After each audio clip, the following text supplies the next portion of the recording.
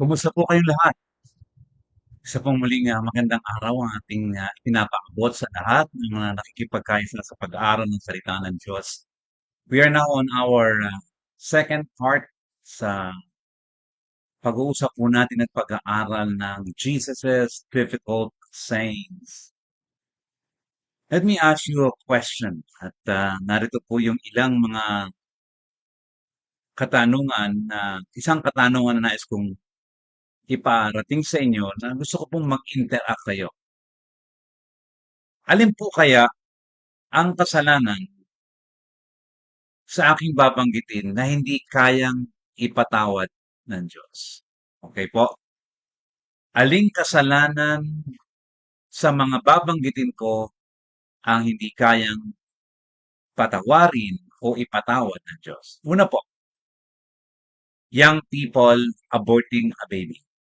Isang kabataan nagpalaglag ng bata sa kanyang sinapupunan. Do you think this is something that God cannot forgive? Pangalawa, church leader or church leaders misusing the money of the church. Palagay po nyo, hindi kayang ipatawad ito ng Diyos. Pangatlo, sexual pleasure outside marriage. Do you think this is a sin God cannot forgive? Pang-apat, kaya kayang patawarin ng Diyos ito? Pastors or ministers, sama natin ang elders, teaching wrong doctrines. Kaya kayang patawarin ng Diyos ito? Panglima, corrupt practices among those in power. Yung mga nagpa-practice ng corruption, kaya kayang patawarin ng Diyos ito? Panganim, alin kaya sa mga ito hindi kayang patawarin ng Diyos? Panganim, lesbianism, bisexual, transgender. Pangpito, idolatrous and satanic practices. Kaya kayang ipatawad ng Diyos ang mga ito. Alin sa pitong ito na aking nabanggit, at marami pa sanang iba, kaya lang hindi ko na po dadagdagan. Alin sa mga nabanggitong ito ang palagay ninyo na hindi kayang patawarin ng Diyos?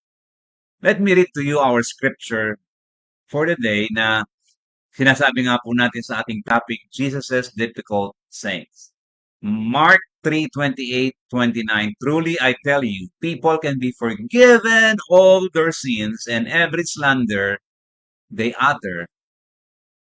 But whoever blasphemes against the Holy Spirit will never be forgiven. Underline the word, will never be forgiven. They are guilty of an eternal sin. Sa Tagalog po, sa Mateo 12:31-32. Kaya't sinasabi ko sa inyo, ang bawat kasalanan at paglapastangan ay ipatatawad sa mga tao. Ngunit ang paglapastangan laban sa Espiritu ay hindi ipapatawad. Let's continue reading. At ang sino mang magsabi ng isang salita laban sa anak ng tao ay patatawarin, ngunit ang sino mang magsalita laban sa Espiritu Santo ay hindi patatawarin, maging sa panahong ito o sa darating. What is the sin that is considered blasphemy against the Holy Spirit, which will never be forgiven and has eternal consequence? Ano po kaya ito? Ano po kaya ang ibig sabihin ng mga talatang ito na ating binasa? Nang sabi, whoever blasphemes against the Holy Spirit will never be forgiven.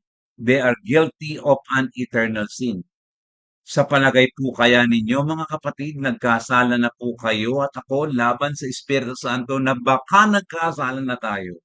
Hindi natin alam, baka wala na tayong kapatawaran sapagkat sinabi ng talata ng namusong sa Espiritu Santo ay hindi mapapatawad at hindi patatawarin, and it will reap an eternal consequence.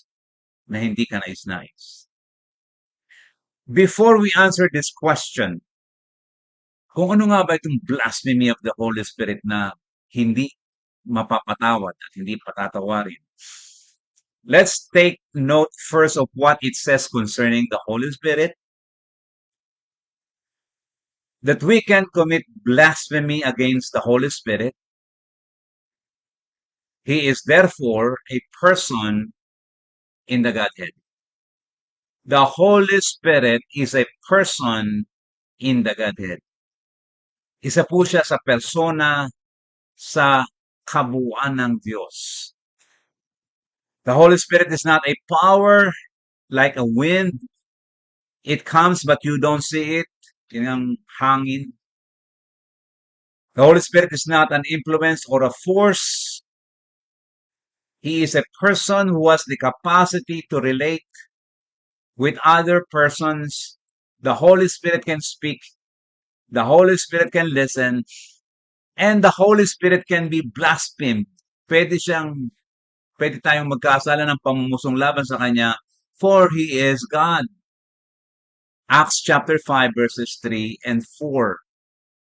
Napag-usapan na po natin ang tungkol sa Holy Spirit, and if you want to review it, you can scroll back doon po sa ating mga pag-uusap patungkol sa the Holy Spirit, and if you are interested to review it, please do so. But the word blasphemy means to insult, to show contempt, to fail to reverence, or to engage in contemptuous speech against God or sacred things. It is sad na marami pong mga Kristiyano have focused on Mark 3:29, the sins that God cannot forgive, and almost ignore Mark 3:28. At ito po ang sinabi ng Mark 3:28. Truly I tell you, people can be forgiven all their sins and every slander they utter. Sa Tagalog po ay sinasabi, katotohanang sinasabi ko sa inyo na patatawarin ang lahat ng mga kasalanan ng anak ng mga tao at anumang paglapastangan na kanilang sabihin. In other words, there is no sin that is beyond the grace of God to forgive. That is why I like the song na malimit na inaawit sa mga iglesia. Sukdulang biyaya. Sukdulang biyaya. And it's a good description because our sin, we can commit sin, and yet no sin is beyond the grace of God to forgive. Matthew 12:32, nalilimutan din pong sabihin, anyone who speaks a word against the Son of Man will be forgiven. How can this happen? Paano ito nangyari? Luke 7:34. The Son of Man came eating and drinking, and you say, here's a glutton and a drunkard, a friend of tax collectors and sinners. So, may mga bagay na sinasabi sa ating Panginoong Yesus. Anong ibig sabihin ito? What is this sin against the Holy Spirit that cannot be forgiven? Sa anak ng tao, pag ginawa mo, mapapatawad ka pa, pero kapag ginawa mo laban sa Espiritu Santo, ang bagay na ito, hindi ka na mapapatawad. To understand what this sin is all about, na baka iniisip ninyo na baka ako'y nagkasala ng laban sa Espiritu Santo ng pagkakasala ng pamamusong. Let me assure you of this. Lahat ng nagwo-worry, they sin against God, against the Holy Spirit ng pagkakasala ng pamamusong, I believe na hindi ka pa nagkakasala ng pamamusong laban sa Espiritu Santo. The fact that you are conscious about it is a proof na hindi ka malamang nagkasala ng pamamusong laban sa Espiritu ng Diyos.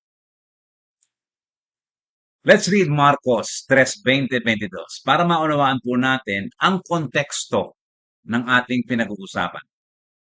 Ang sabi po dito, at pumasok siya sa isang bahay at muling nagkatipon ng maraming tao, kaya't sila'y hindi man lamang makakain.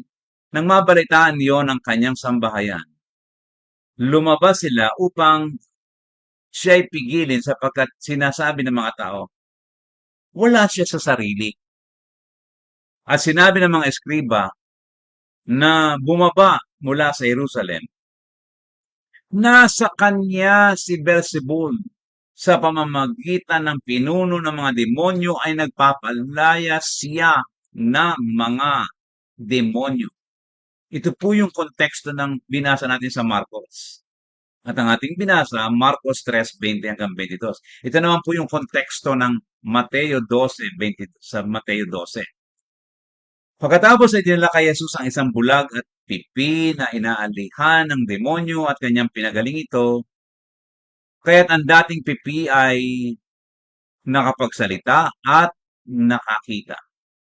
At ang lahat ng tao ay namangha at nagsabi, ito na kaya ang anak ni David?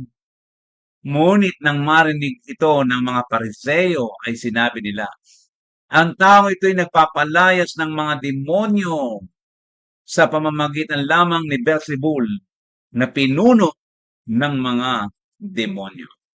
Ito po ang konteksto ng Marcos 3, Mateo 12.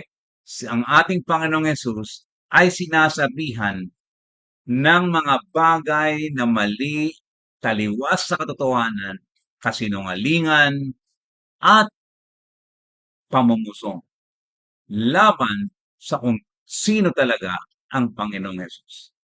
Ang sabi po ng College Press New Testament Commentary ay ganito, the actions of the Pharisees and their slanderous rejection of God's Spirit at work in Jesus is the result of a willful, obstinate hardness that has therefore determined their eternal fate. Yung kanilang slanderous rejection of God's Spirit at work in Jesus, na si Jesus, bagamat siya po ay may espiritu ng banal, na may espiritong banal, ay kanila pong ina-attribute na tila siya ay may espiritu ng demons. At ito po ang malaking pagkakamali nila na si Jesus na may banal na espiritu ng Diyos ay inakusahan nila at sinasabihan nila, hindi lang inakusahan, sinasabihan nila na merong Beelzebul na ang ibig sabihin, nasa kanya ang pinuno ng mga demonyo. Kaya siya'y nakakapagpalayas ng mga demonyo, demons, na nagpapalayas ng kapwa demonyo. This is the context. Ito po ang mabigat na nangyayari sa mga pinag-uusapan nating mga talata. Sabi po ni Lloyd Ogilvie, they were deliberately attributing to Satan what Christ, by his own testimony, had done through the power of the Spirit of God. Even though they knew that nothing except the power of God could exorcise demons, the scribes would not recognize God's Spirit at work in the Messiah during his ministry, and they would refuse to receive his atoning death for their sins on Calvary. Sila po ay tumanggi na tanggapin na si Jesus ay Mesiyas, ang tagapagligtas, at kailanman hindi nila matatanggap na si Jesus ay naging kahalili natin sa ating mga kasalanan doon sa krus nang siya'y mamatay para sa ating mga kasalanan doon sa Kalbaryo. hindi po ito tatanggapin ng mga Pharisees and mga scribes. Sa halip, they attributed demons sa ating Panginoong Jesus. Mga kapatid, tunay nga po na napakabigat ng ginawa ng mga religious leaders na ito laban sa ating Panginoong Jesus, na binigyan nila ng mali at masama at sabi nga, blasphemous accusation sa ating Panginoong Jesus.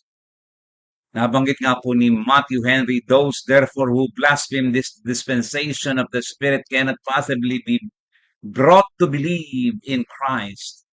Those who shall impute them to a collusion with Satan, as the Pharisees did the miracles, what can convince them? So ano po ang unforgivable sin? Ano po ang mga kasalanang hindi mapapatawad?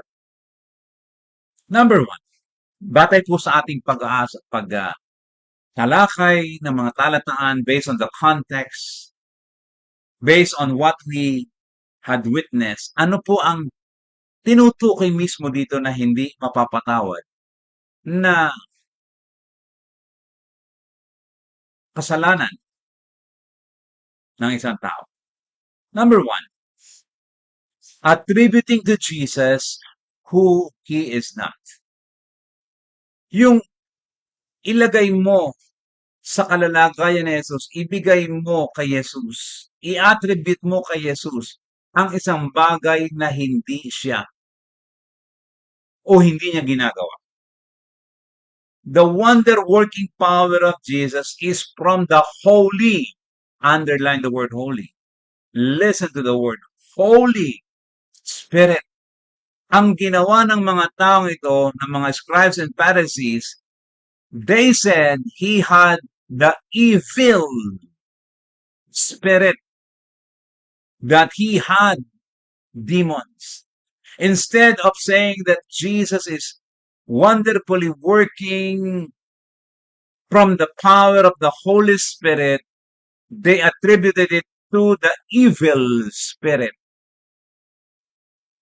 Kaya nakapagpalayas ang demonyo sapagkat pinalayas ng kapwa demonyo. Irreverent, blasphemous, isang bagay na hindi karapat-dapat, at alam ko po na hindi ito ipinagkakasala ng mga follower of Jesus Christ na i-attribute po natin na si Jesus ay merong masamang or evil spirit. Kaya sabi ko, itong mga nagbabasa ng Marcos 3, Mateo 12, na baka nagkasala ako laban sa Espiritu, alam ko po, hindi pa ninyo na ibigay na isip man lamang na si Jesus ay merong evil spirit, the fact na siya ay inyong master and Lord of your life. Siya ay inyong takapagligtas at Panginoon ng inyong buhay. Alam niyo, another example is this. If Jesus is God-man, and He is, then He is as He claims to be. Rejecting Jesus as God, Diyos na nagkatawan tao, as God who came in the flesh, John 1:1 and John 1:14, it is an unforgivable sin. An unforgivable sin. If we reject na si Jesus ay hindi Diyos na nagkatawang tao, bumaba sa lupa, at nagkatawang tao, nakiisa sa mga tao, hindi nakipamtay sa Diyos upang sa pamamagitan ng kanyang pagkakatawang tao ay magkaroon ng kaligtasan ang mga tao na kanyang iligtas. Ang tao, ang God-man Jesus, became man. He came in the flesh so He can save those who are in the flesh from their sins. Unang Juan 4:2 at 3. Dito'y nakikilala ninyo ang Espiritu ng Diyos. This is how you know the Spirit of God. Ang bawat Espiritu na nagpapayag na si Jesucristo ay naparito sa laman ay sa Diyos. At ang bawat Espiritong hindi pinapayag si Jesus, hindi ipinapayag si Jesus ay hindi sa Diyos. Ito ang Espiritu ng Antikristo na inyong narinig na darating at ngayon nasa sanlibutan na. Please take note. Ang bawat Espiritu nagpapayag na si Jesucristo ay naparito sa laman. Saan siya nagmula? John 1:1, and the Word was with God, and God became flesh. 1:14. Mula sa langit, John 3:13. Nagkatawang tao mula sa langit na parito sa laman. Because He was God. And so He came and He took the form, yung flesh, so that He can save yung mga taong nagkasala laban sa Diyos. Sapagkat siya ang naging kahalili natin sa ating mga kasalanan doon sa krus sa Kalbaryo. Kaya siya naparito sa laman. Diyos na naparito sa laman. John 1:14, bumaba mula sa langit, nagkatawang tao, upang maging kahalili natin sa ating mga kaparusahan o sa kaparusahan ng ating mga kasalanan. So it is important to understand na ang kasalanang walang kapatawaran ay ina-attribute to Jesus who He is not. Pangalawa, ang unforgivable sin is not attributing to Jesus who He is. Kanina ay negative, ngayon ay positive. No? Not attributing to Jesus who He is. Ay sino nga ba itong Jesus na ito? He is our only Savior and Redeemer. And not recognizing Jesus as Savior leads to unforgivable sin. Sino mang hindi kumikilala kay Jesus bilang tagapagligtas, Diyos na nagkatawang tao upang maging tagapagligtas, sino man ang hindi kumikilala sa Kanya ng ganito, ay mayroong kasalanang walang kapatawaran. Because what can Jesus do if you do not and cannot believe that He is God who came in the flesh to become our Savior, tagapagligtas. Diyos na nagkatawang tao sa ikaliligtas ng mga makasalanan. If we think there is another Savior other than Jesus, then we are not attributing to Jesus who He is. Kapag meron ka pang equally iniisip na kagaya ni Jesus na kaya kang iligtas, then you are not attributing to Jesus who He is, sapagkat meron ka pa palang naiisip na maaring makapagligtas sa iyo bukod kay Jesus. Na baka hindi mo nalalamang walang ibang tagapagligtas na ibinigay sa silong ng langit kundi si Jesus. And if you are not to attribute to Jesus who He is the only Savior, John 14:6, who is the only way, the truth, and the life, then not recognizing Jesus as the only Savior, or maybe recognizing that Jesus is my Savior plus is guilty of sin. Not attributing to Jesus who He is. Kapag meron kang ibang tagapagligtas,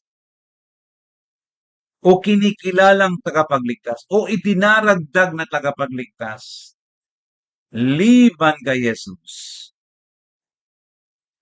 baka hindi mo pa talaga tagapagligtas si Jesus. At kung hindi mo tagapagligtas si Jesus, because you are not attributing to Jesus who He is, the Savior, the Messiah, then there is no salvation because there is no forgiveness of sin.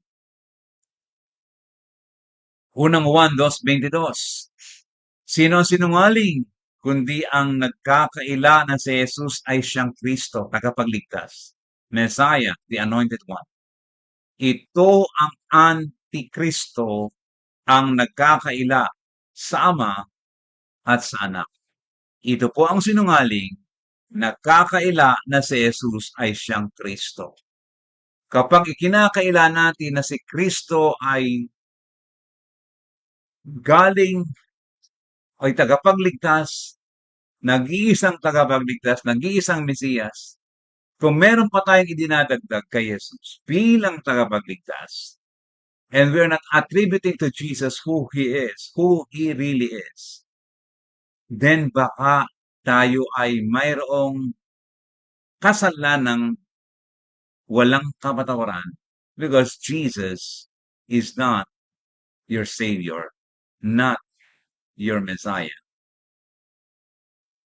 Pangatlo po na sa aking palagay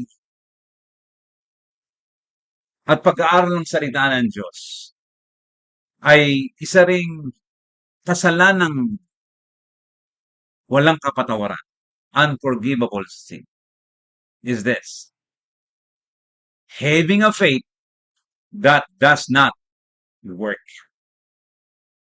Ang pagkakaroon ng pananampalatayang walang gawa. Meaning, it's simply faith, faith, pero walang ebidensya ng kaligtasan. Because a saving faith is a faith that works. The main point here is the evidence of salvation. Paul and James are never making any contradiction. Pag tinignan po nyo ang mga pagtuturo ni Apostol Pablo, lalo tigit sa aklat ng Roma, if you will look at the book of Romans, ang sinasabi po niya, lalo tigit kagaya po ng sinabi niya sa chapter 3 ng Romans, na ang isang tao ay inaaring ganap sa pamamagitan ng pananampalataya. Let me read it to you and please listen kung ano po ang sinabi ng Apostol Pablo tungkol sa pananampalataya. 3:27 and 28 of the book of Romans, then what becomes of our boasting? It is excluded. By what kind of law? By a law of works? No, but by the law of faith. For we hold that one is justified by faith apart from works of the law. Ang sinasabi po ni Apostol Pablo, we are justified, forgiven through faith apart from works of the law. Now, James is saying, and so this is how we can be justified, mapapatawad. And James is saying, show me your faith and I will show you my works. O ipapakita ko sa iyo ang mabubuting gawa. Sapagkat ayon po kay Santiago, ang isang pananampalataya na walang mga gawa ay isang uri ng pananampalataya na patay. And therefore, ang sabi niya ay ganito. Chapter 5 or chapter 2 verse 26, for as the body apart from the spirit is dead, so also faith apart from works is dead. Malimit nakikita ng iba na may kontrahan si Apostol Pablo at si Santiago. And we say, no. There was no contradiction between the Apostle Paul and James. The faith that saves is the faith that works. When it comes to going to heaven and being justified by faith, vertically being connected to God, ang kailangan natin ay pananampalataya. We are saved by grace through faith in baptism. Kailangan natin ng pananampalataya. Pero paano nakikita ang pananampalataya? And here comes James. Ang sabi ni James, kung hindi mo ipapakita ang pananampalataya mo sa pamamagitan ng mga gawa mo, ibig sabihin, patay ang iyong pananampalataya. At nabanggit pa nga po that even demons believe. Ang sinasabi po natin, the faith that saves is the faith that works. But please, note. Pansinin po ninyo, I am not submitting to you. I am not telling you that salvation is derived from faith and works. No. Hindi po. Iba po yung the faith that saves is the faith that works. Kesa doon sa you are saved by faith and works or good works. Yung pananampalataya ay nagpapakita ng mabubuting gawa. Nag-iibidensya, nagbubunga ng mabubuting gawa. Yun ang sinasabi natin because no one can see your faith. Only the evidence can show you that you have faith, and the evidence, your good works. If faith does not demonstrate faith, or good works, I mean, if faith does not demonstrate faith, salvation is at stake. Bakit? Sapagkat makikita lamang ang ebidensya ng iyong pananampalataya sa pamamagitan ng iyong mga gawa. Walang gawa. As if life goes on. As if you live in the old life. As if I live in the old life. As if I am not being transformed. As if there's no difference. Oo, I talk about God. I talk about Jesus. I talk about the Bible. And yet there is no evidence that there is really salvation in my life. Walang pananampalataya na ipinakikita sa pamamagitan ng gawa, kundi may pananampalataya daw, pero hindi makita sa mga gawa. Perhaps in the first place, the person is not saved. He is not saved yet, for such a person is still perpetually and intentionally disobeying God without any sense of remorse, without any sense of struggle, without any sign of showing that he is sinning less and less and less. But rather what he is showing is he continues sinning the same sin again and again. Some thought that they are followers of Jesus, when in the first place, they are not saved yet. Those who are saved make Jesus both Savior or Redeemer and Lord. Romans chapter 6, chapter 7. Gagawin natin siyang bagong master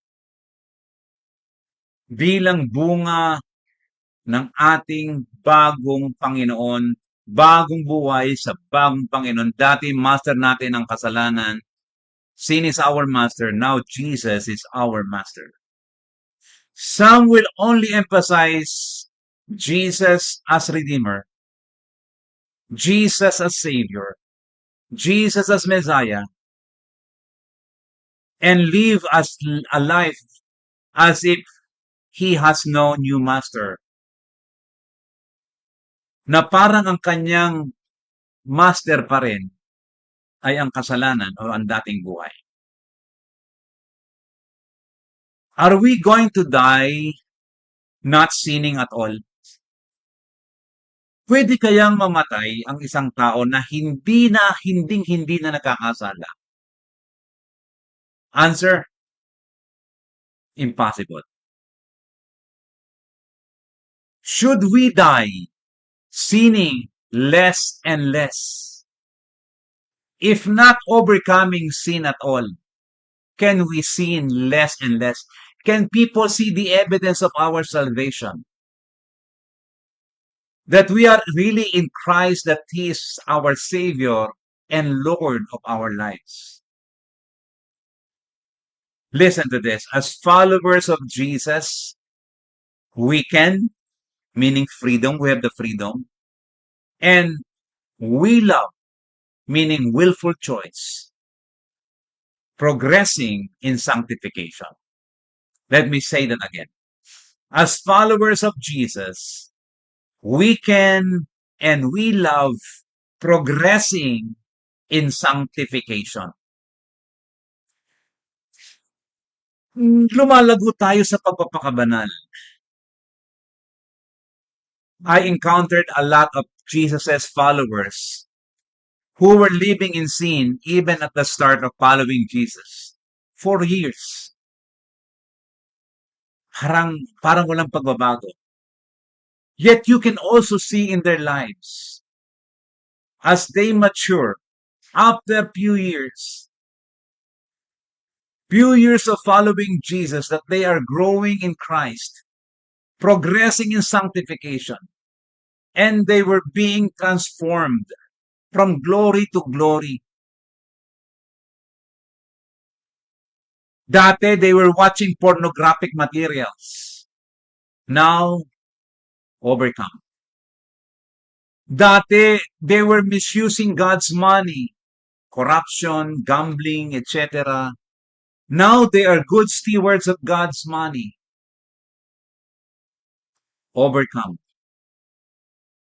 Dati, mandaraya sila, scammer sila. Now, it has been overcome.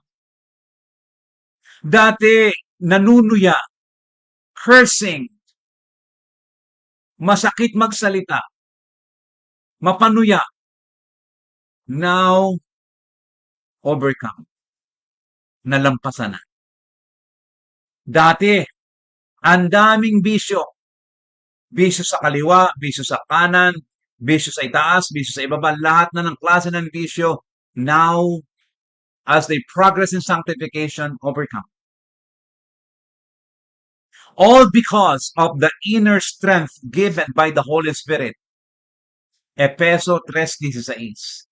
Sapagkat ang Espiritu Santo ang nagpapalakas ng ating pagkataong loob upang magawa natin ang karapat-dapat. What if there's no evidence or demonstration of sinning less and less? Or showing progress in sanctification? What if? Oo, nagkakasala. Pero parang hindi nababago ang ginagawang pagkakasala. Hindi man lamang umuunti, nagpapatuloy pa. Perhaps, in the first place, the person is not saved yet. For such a person is perpetually and intentionally disobeying God without any sense of remorse or struggle. I emphasize that because that is important, that the faith that saves is the faith that does good works. 1 John 3:9. New International Version, no one who is born of God will continue to sin. Because God's seed remains in them. They cannot go on sinning because they have been born of God. Mga kapatid, I wrestle on this. And I invite you to wrestle with this. Because this is important. Napakahalaga po ito upang malaman natin that we are really attributing to Jesus who is that He is our Lord. Ang sabi nga po niya sa Luke 6, bakit niyo ako tinatawag na Panginoon at Panginoon, Panginoon at hindi naman niyo ginagawa ang aking kalooban? Let me repeat again yung aking unang tanong kanina. Which sin God cannot forgive? Young people aborting a baby, church leaders misusing the money of the church, sexual pleasure outside marriage, diba mga kasalanan hindi kayang patawarin ng Diyos, pastors, ministers, or elders teaching wrong doctrines, corruptions among those in power, lesbianism, bisexual, transgender, idolatrous practices, satanic practices. Ito ba ang mga bagay na hindi kayang patawarin? Meron ba ditong hindi kayang patawarin ng Diyos? Alin dito ang hindi kayang patawarin ng Diyos? Answer, nothing. Nothing. God can forgive all sins. If you come and humble yourselves before God and repent, if you will come to faith in Jesus Christ and ask Him to give you a robe of righteousness because you are a sinner in need of the forgiveness that Jesus alone can bestow. That only by the blood of Jesus that you can be forgiven. For without the shedding of the blood, there is no forgiveness. Walang hindi kayang patawarin ng Diyos sa mga kasalanan. Lalo't higit kapag ang lahat ng ito natin binanggit na example lamang po ay 7, ay binago natin sa ating buhay. Inihingi natin ang kapatawaran. And we turn around from sin to God. There is nothing that God cannot forgive. God can forgive all sins. Kahit na po yung blasphemy of the Holy Spirit, yung pamumusong sa Espiritu Santo. At nalaman mo na si Jesus pala ay Diyos na nagkatawan tao. And now you are ready to attribute to Jesus who He is. At tatalikdan mo na yung sinasabi mo, ina-attribute mo na, hindi pala siya yon. Akala ko ganun siya. Then, God is willing to forgive you as well. Mga kapatid, let me give you a quick summary of what we have talked about. Those who do not care who Jesus is, even those who misrepresent Jesus, are guilty of the blasphemy against the Holy Spirit, which is an unforgivable sin. Umasa po ako mga kapatid na ang ating pinag-aral at pinag-usapan sa araw nito ay nakatulong sa inyong patuloy na pag-aaral, pagsasaliksik ng salita ng Diyos. Ano nga ba ang ibig sabihin ng pamamusong laban sa Espiritu, Holy Spirit? At ano nga ba ang hindi kayang patawarin? At ano nga ba ang pwedeng patawarin ng Diyos sa atin? Manalangin po tayo. Panginoon, maraming salamat sapagkat walang kasalanan na hindi mo kayang patawarin sa pamamagitan ng aming paglapit kay Jesus, pamamagitan ng aming pananampalataya, pagsisisi ng aming mga kasalanan, at paghuhugas ng aming mga kasalanan sa tubig ng bautismo. At matapos yun ay aming maipakita ang ebidensya ng aming kaligtasan sa pamamagitan ng aming mabubuting gawa, hindi sa aming kakayanan, kundi sa kakayanan ng Espiritu Santo na gumagawa sa amin, sa aming mga pagkatao. Tulungan mo po, Panginoon, ang lahat ng sa araw na ito ay nag-i-struggle sa anumang area ng kasalanan sa buhay nila. I pray, God, na ma-encounter ka nila at marahil sa pamamagitan ng mensaheng ito, ng pag-aaral na ito, you will speak to them. And this is our prayer in Jesus' name. Amen. Muli po, nagpapasalamat sa inyong lahat at nagbibigay ng kapurihan sa Diyos na mapagbiyaya at mapagmahal sa lahat. Ito po ang inyong lingkod, Jonathan Noriliasa, hanggang sa muli.